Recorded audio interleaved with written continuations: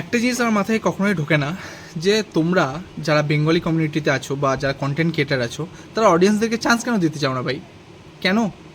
আমি as a writer, আমি একটা রাইটার প্রথম কথা, এবং আমার কাছে বেস্ট বেস্ট কিছু কিছু স্ক্রিপ্ট আছে, হেভি হেভি স্টোরি আছে। আমি সবকে ডিএম করে মেল করে মানে ক্লান্ত হয়ে গেছি, কিন্তু তোমরা কেউ কোনো চান্স দিতে রাজি নও। কেন? কিসের এত ইগো তোমাদের যে তোমরা ভাবো শুধু তোমার যারা বেঙ্গলি কমিউনিটি শুধু তোমরাই ভালো অ্যাক্টিং বা ভালো কিছু গল্প লিখতে পারো, যেগুলোই তোমরা নিজেরা নিজেরা নেবে? অডিয়েন্সরাও অনেক কিছু পারে, শুধু তোমরা চান্স দাও না। তো প্লিজ চান্স দাও ওদেরকে।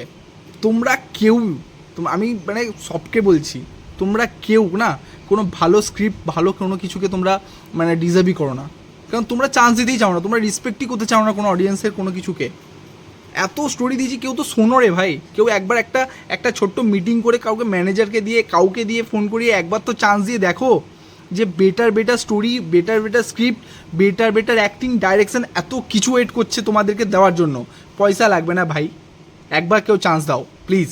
আমি রিকোয়েস্ট করছি, একবার চান্স দিয়ে দেখো।